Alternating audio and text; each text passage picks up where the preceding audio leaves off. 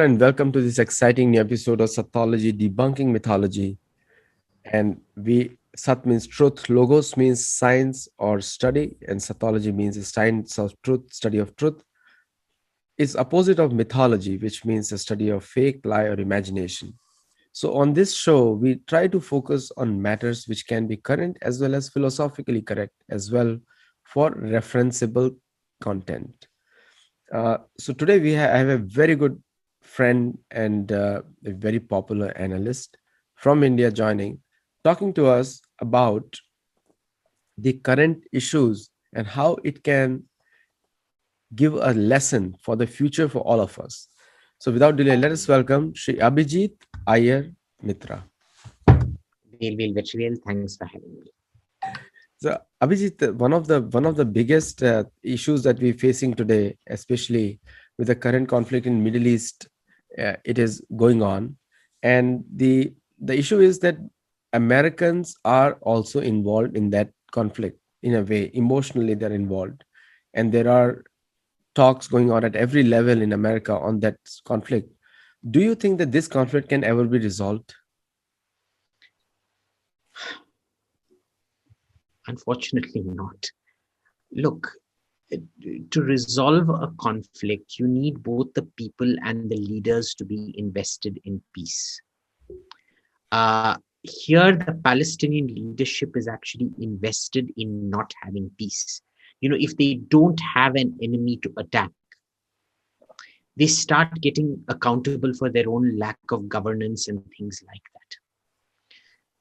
And the sad part of it is, I really feel for the Palestinians. The Israelis, they try not to hurt them, but that's about it. They don't really care much. There's just complete exasperation with the Palestinians, and they're taken for a ride by their own leaders. They really are orphans in the worst sense of that word. My heart goes out to them, but unless they have the courage to change their leaders instead of leaders, Ismail Haniyeh, the head of Hamas, he lives an ultra luxurious lifestyle shuttling between Turkey and Qatar. I know a lot of children of the PLO leaders. I've partied at their houses in Paris. I've honestly never seen that kind of opulence.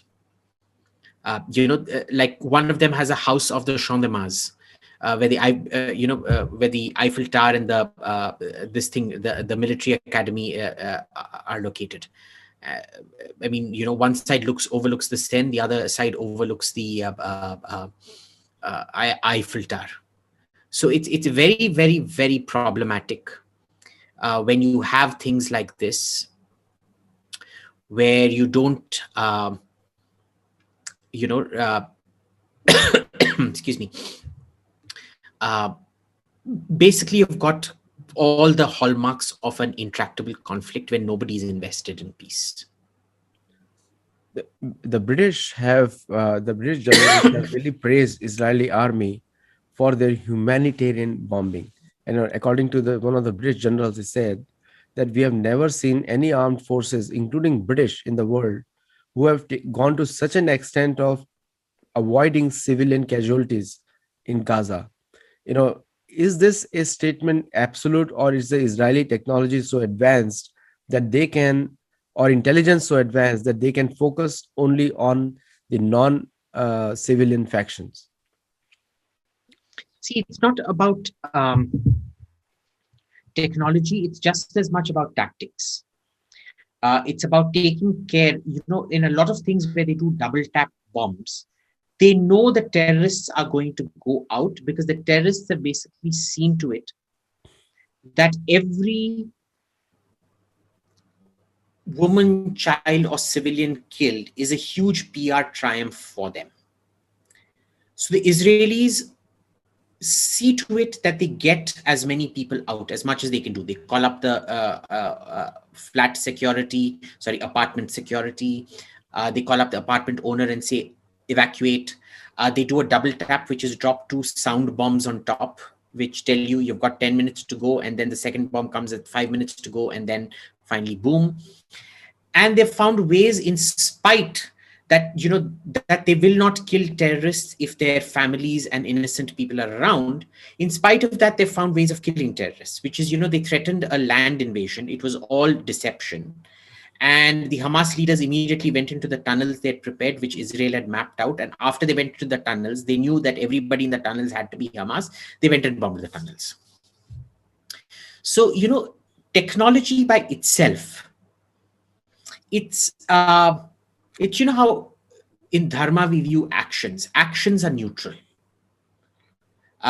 It's the intent that defines the action, right? So it's like that. It's technology by itself is neutral. It is how you combine them with tactics that actually makes the difference.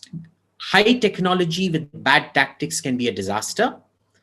High technology with great tactics can be very, very successful. Given the parallels of Israel and what is happening in Israel, and you correctly mentioned the and you brought the word dharma every time you bring the dharma here.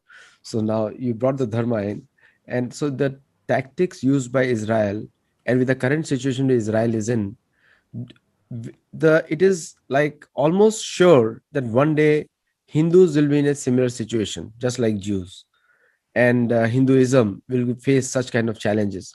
Do you think that the Hindu community, which is surrounded by similar people who have hatred in their heart, will they be ever able to do an action similar to Israel?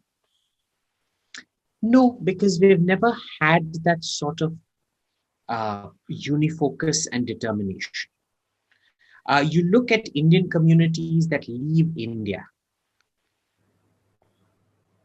they end up integrating. I think there are very few. It was only Indian communities that left India during the British period that seem to have any kind of linkage with India. Like, for example, the Indians in Suriname and Guyana in South America, or the Indians in the West Indies, the Indians in Fiji. They have some kind of connection with India. But even the earlier, even amongst that, the rate of integration into and assimilation. See, integration isn't a problem. Assimilation is the problem. Uh, they go. But let's separate India from Hindu for a moment. And what happens with Hindus is, as this campaign keeps building up, today we've seen some horrible anti Semitic incidents happen across the world. What you will end up seeing is a cumulative, the invariable building up of violent, physically violent Hinduphobia. Right now, it's institutionally violent and physically non-violent. It's only a matter of time because before it translates into physical violence. No, you're right, because the ideological attacks have been going on for a couple of years, and now it's the time. This is a danger warning for us, and for most of the Hindus in the West also. One of the biggest follies of the Indian American community has been claiming themselves to be the richest community. Now, it is a very shameful claim when rest of the Americans are suffering because Americans made you rich. Do you think that this kind of ideology will go very far? Because the same thing Jews did in America, and you know what happened in 90s and early 80s. Look, I don't blame the Indians for doing that. They claim they're the most successful community. Congratulations to them. Uh, but America was always meant to be a success story, right? That's the American dream. So they've lived the American dream. I don't think it's living the American dream that is getting them all the bad stuff. It's the constant vilification. The great thing about America is, for the longest period of time, Americans didn't begrudge other people their wealth. It wasn't Schadenfreude. It's, you're rich, wonderful. I will get there someday. I will try to get there someday. And if I don't get there someday, my children will get there someday. We've seen that move away. America has turned from the politics of success to the politics of failure, which is socialism. Right? Where people don't take responsibility for themselves. Everything that has gone wrong with them is the fault of society and conditioning and privilege or lack of privilege, or etc., etc., etc. Now, in a society like that, I think that is where the real danger lies. So far from it, I don't think their statements were shameful. I think their statements were stupid. Because when you say things like this in a society that's clearly moving towards socialist distributive policies, combined with rising Hindu phobia, what you're going to see is that, like for example, during the French Revolution, the entire clergy were executed. You will be identified as the primary class traitors and the primary rot, so to say, and unfortunately, being privileged will be used against you, like it is in every one of these socialist revolutions. You're true. Now, in one of the recent appointments in the U.S. administration confirmation hearing, and where I think Senator Rand Paul was talking to uh, a Biden appointee. His name is Bilawar Saeed, and in that hearing, it was very starkly observant. I was observing it that most of the positions are coming to other South Asians who have traditionally maintained Hindu phobia in their personal teachings and family teachings, and they are coming to the key positions like small business administration, which is a major funding source for small businesses. Majority of the Indian Americans own small businesses, and now when these kind of people come, which have been indoctrinated on Hindu phobia from their birth, and naturally the funding to, these are all strategic appointments, and I'm sure that he was not confirmed because he could not prove why he received $14 million now from the PPP.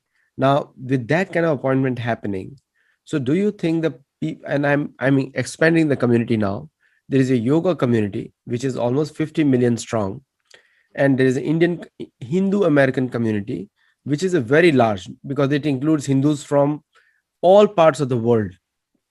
They would be singled out in terms of loan disbursement and other things, which directly affects the long term financial viability of the community. Do you think that even that is a remote possibility also? Sorry, could you just shorten it? That was too long. Yeah. So my point is that the South Asian community, which have been, some of them have been indoctrinated on Hindu phobia, they have been coming on the key positions. Okay, so the key positions to people, look, that's building irrespective. You look at the press, it's turned anti-India. Slowly, to be in with, to get columns, if you're pro-India, you will not get a column in the press. And because, press validation is the main outreach for DC think tanks, they will also turn anti-India in order to, fit in with the tribe. All of these people are currently under the woke terror, so they have to fit in with the woke terror, and which is inherently anti-India. So it's you're going to see the dominoes fall one after the other. No, that's a valid point here, because that is what we are seeing here. Now, in the case of India, did India is learning any lessons from this conflict the way Israel is doing it? Is India No, learning no, any no. lesson? India knows everything. India doesn't need to learn anything. You see, we're insufferable know-it-alls. I've actually seen. I ran a track two with Israel. I have actually seen Indian generals who have never managed a war or an internal security situation go to Israel and give knowledge to extraordinarily high achievement Israeli security, which kind of sums up India. Like we live in the gutter, but we like looking down on the rest of the world. Uh, there's nothing you can do about it. That's the way it is. We're fed. Just because we created an amazing body of work 1500, 2000, 3000 years back, doesn't mean you get to live off that work. Just because your ancestors were very smart 1500 years back doesn't make you very smart today. But they believe that. So best of luck to them. There's no learnings. I think if you look at Indian politics, in the Indian economy, uh, it's a story of never learning your lessons. The Israeli Prime Minister Benjamin Netanyahu did not thank one flag was missing in his tweet, and I was seeing that No, there flag. was no flag missing in his tweet. He thanked all the countries that have officially supported Israel. That was it. If you haven't officially supported Israel, you're not there in that tweet. And which is very stark because Israel went out of the way in all the Indian conflicts, and Indian government reached out even in the China standoff. And do you think that was a miss by the government or the foreign policy experts? Look, you see, in India, the thing is, uh, it's not a miss. In India, see, it's crimes of commission, it's acts of commission that are criminalized. Acts of omission are not criminalized. So it's crimes of commission, but errors of omission. There is no criminalization of omission. So invariably, what happens is you have corruption masked as um,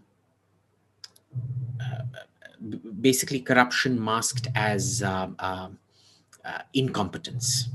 And what you find here is that a lot of your foreign policy is compromised to foreign interests, just as a lot of domestic policy is compromised to foreign interests.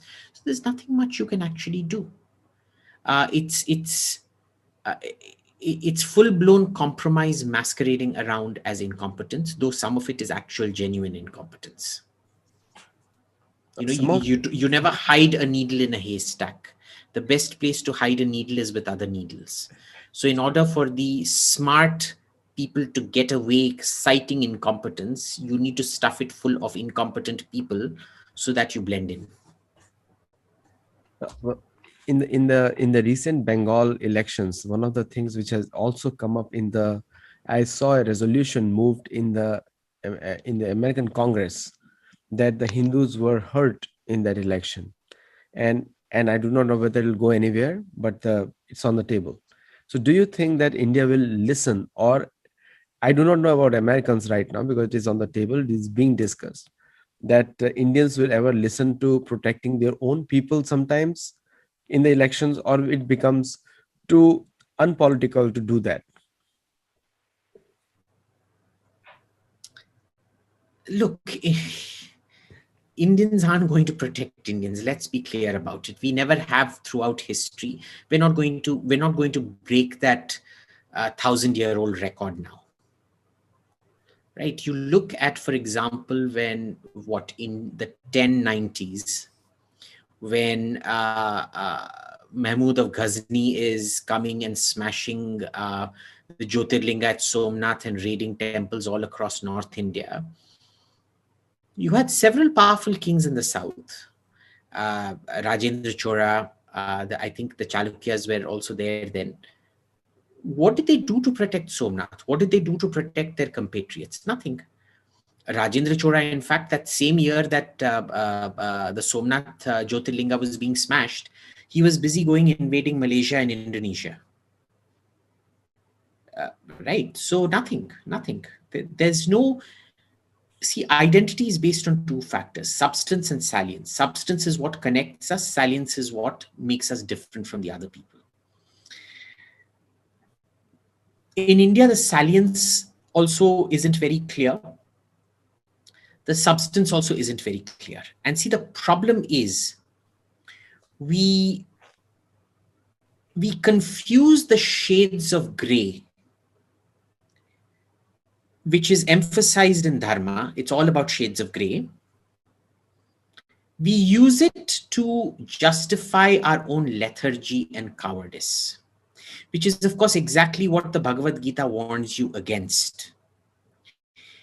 So all these people who keep quoting the Bhagavad Gita have clearly never learned anything from the Bhagavad Gita. That's right. Because you look at the Mahabharata, it's all about shades of gray. Yes. But what is the point of the Bhagavad Gita? It's about showing you that even in that shades of gray, there is right or wrong. There is action and inaction. There is Correct. lethargy and there is dharma and things like that. No, they do. They use it as a tool of deflection, obfuscation, abstraction, so that they do not have to act. And that is the tragedy of it all. No, what a wonderful point you said, because the Bhagavad Gita is all about action and removing lethargy. Like the when Krishna says, "Yudhyasva vigat jora," without lethargy, fight. He says that. Mm. Now, and exactly what is not happening. People are just talking, and the leaders who should be acting, people like you and me, our professions are different. We cannot act on the ground.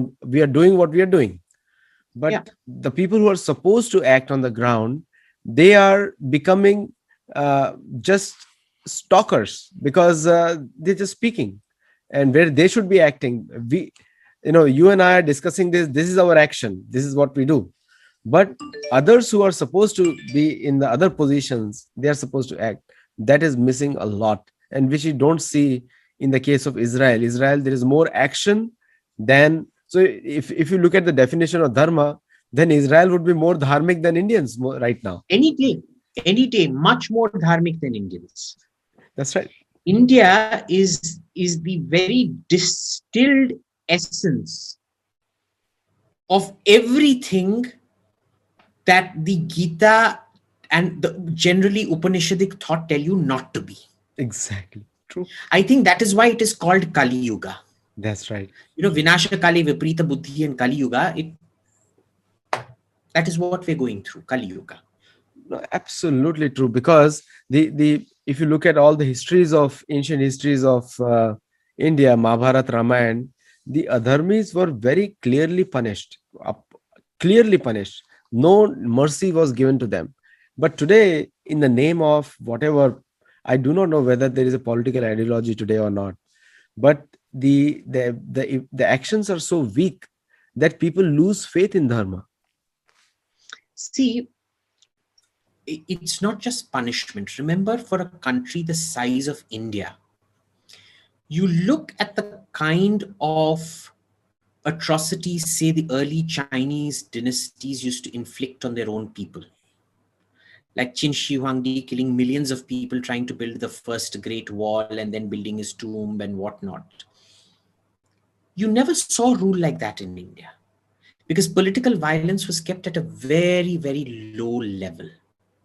You didn't go around sacking cities because there were sources of wealth. So there was a logic to it. You punish crime where it happens and you punish it mercilessly, but you reward good behavior. You don't go around burning cities, raping women, and things like that. Right? The armies used to meet out in the fields. They'd fight. Whoever won, great. If you don't win, too bad.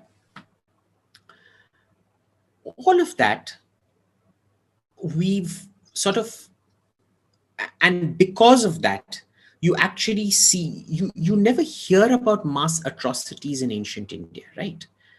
Cities, everybody being killed.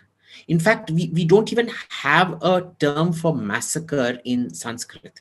The word used in Hindi is a Farsi term, katleam, the murder of the many, a general massacre.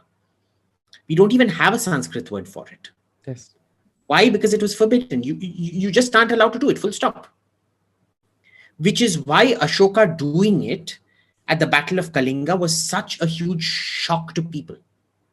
It was just not meant to be done. That is why he's given the title with Ashok, evil Ashok. And mind you, his conversion to Buddhism had happened 4 years earlier. It did not happen after the Battle of Kalinga. He converted to Buddhism 4 years earlier. Just like his his grandfather Chandragupta Maurya converted to Jainism during his lifetime without consequence, because religious differences were completely tolerated. You're a Jain, you're a Buddhist, who cares? His father Bindusara was an Ajivika. Again, completely different stream of thought. No issues out there. Unlike, say, Manik or Zoroaster, Manik or Christ. Christ was killed in his lifetime. Manik was also crucified in his lifetime. Where do you see the religious intolerance in India? Did anyone kill the Buddha? Did anyone prevent him from going around preaching to You didn't. Never. Because he thought crimes weren't a crime. You had a very clear definition of crime, and it was you have to deal with crime then and there. People take responsibility for their actions. You can't cite lack of privilege and all that nonsense, or society did it, I didn't do it, nonsense. You are responsible for your actions, and that's that. And this is where karma comes in. Karma comes in as a privilege neutralization device, because you claim that it is your privilege. On the other hand, karma claims no, it is accumulated actions or bad actions over the previous few whatever. It's basically a concentration of atoms, positive energy, negative energy getting concentrated into putting you into a certain place. You don't take it literally when you talk about reincarnation and karma. It's not like I am Abhijit and in my next life I will be born as a duck because I've eaten too many ducks, and so the great duck god is upset with me, and therefore I will be a duck and I will be roasted in a Peking duck restaurant and served up with pancakes and spring onions. No, it's that when I die, look at it at a sort of a metaphysical level. You are basically energy and matter. The matter is all here, the energy has left. So your body decomposes and becomes energy, or decomposes and enriches. The matter enriches and then enriches the soil, which then creates, gives it energy, gives it nourishment, nutrition, or whatever that then creates new life. Where do those molecules go? Where do those energy atoms and things like that? Well, we're looking at quark, leptons, all of that subatomic level. Where does it all go? So it's more meant to be treated not as literally as the way it's portrayed, like what Adi Shankaracharya says, punarapi jananam punarapi maranam. You can't take it literally. It's not, I will be born as a duck and then as a pig and then as a donkey and then as a horse and then, I don't know, as a endangered blue whale that will die all alone in the ocean kind of thing. No, it's you can make it that if you want. See, the thing about Hinduism is if you want to talk at an extremely high philosophical level, you can. On the other hand, if you want to believe this mouse is God, and you want to do, I don't know, even human sacrifice to it, because you think the mouse god is going to, the apple mouse god is going to give you wealth, you can do that. It's how you interpret it. It's a Swiss Army knife where you take out whatever suits you. You're allowed to cherry pick. You pick and choose. So it's just different layers and levels. No, that's true. And you give some great examples here, and you also quoted something about karma, because which is severely lacking right now. The action is really lacking, and without action, you cannot even fill your own stomach. Forget about saving the country. So my And activism is not action. activism is not action. You're right. Activism, you can see, the thing is, with your oratory and with your uh, promises, you can you And can. the thing is, in English, people only know about karma. They don't know about karta. That's There right. is karam and karta, Correct. right? Karma is your inherited actions. Karta is what you do in this life to change that. Everybody stresses karma. Nobody wants to talk about karta, which is your duties and responsibilities here and now. Yeah, kartavya. Kartavya. Kartavya. So it's you look at the way Hinduism has been butchered, mangled, massacred, mutated, God knows what else. It's just frustrating, because every vice is justified in the name of religion. And you know what? If you want, you can. The problem is it shouldn't be so all pervasive. But what do you do? It is what it is. Coming back to the hopeful question, because I think you have shown the mirror to many people. So, do you think that this incident, the Indian Army, and you partly you already answered it, with Indian armed forces and Indian political leadership, because they are supposed to protect the India and the culture of India and the what we stand for, do you think they will ever take lessons from this Israeli conflict and bring it to India so that Indians get strengthened? The first thing is education, which is missing. Palestinians have been indoctrinated to hate Israel for whatever reasons they have, and it's mostly religious oriented. So, do you think the same is in condition in India against Hindus? So, Jews and Hindus are in the same block right now of No, but hatred. The Jews know what to do. Hindus don't.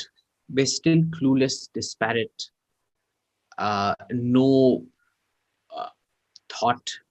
And you know, for a religion that is so much about meta, our meta is totally non-existent. Nobody thinks at the meta level in India, and I don't think most Hindus think at the meta level at all.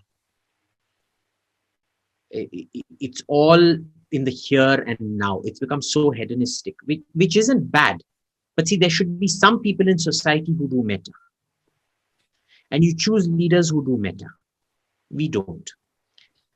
So we are condemned. Remember, there is no way out. We are in Kali Yuga. We have to endure. That's We right. have to endure. We do every little piece that we can. But remember, it is not going to yield results now. Whatever results it yields will be at the end of Kali Yuga, which is, when is Kali Yuga ending? In about another 1,000 years? No, more than that, much more than that. Alas. So, thank you all. And I think one question has come from the audience is that, is India going to support any movement against Hindu phobia in the West? No. No, no, no, no, no, no, no, no, no, no. Array, the ruling party can't even support its own cadres who are getting butchered in Bengal. Do you think they're going to come out against Hindu phobia on the international stage? No. Look, India is a country that is convulsed in inferiority, especially the current leadership, much more so, because see, it's a lower middle class to lower class leadership that has just risen to political validation, but they haven't received social validation or economic validation. There is a certain confidence that comes with uh, time, with wealth, with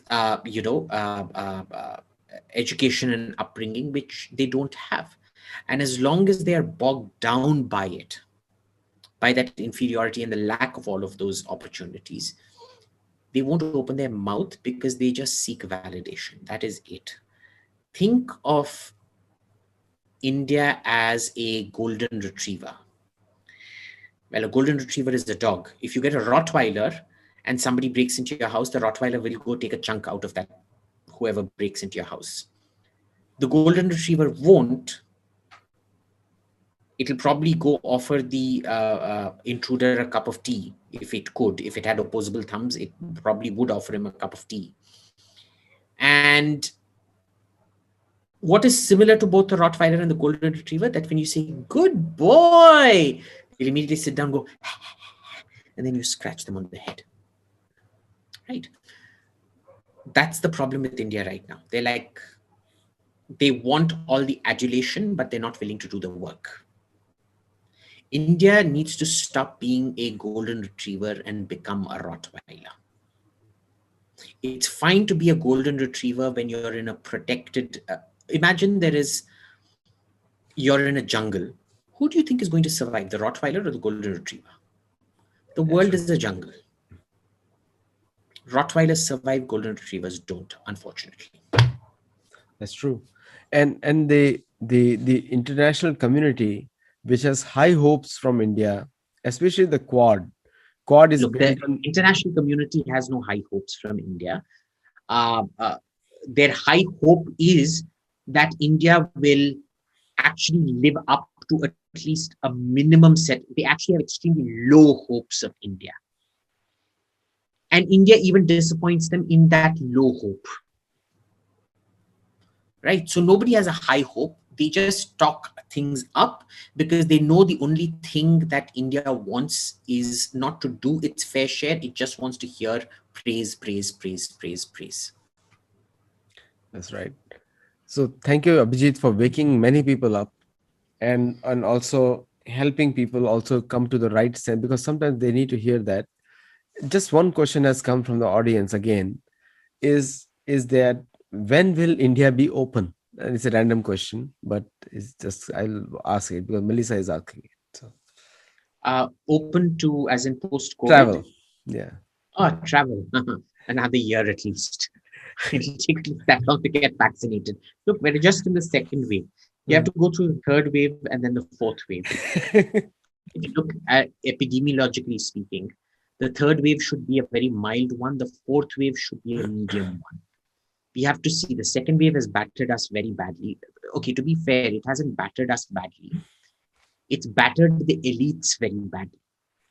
Remember, the first wave hit the poor, the second wave hit the rich.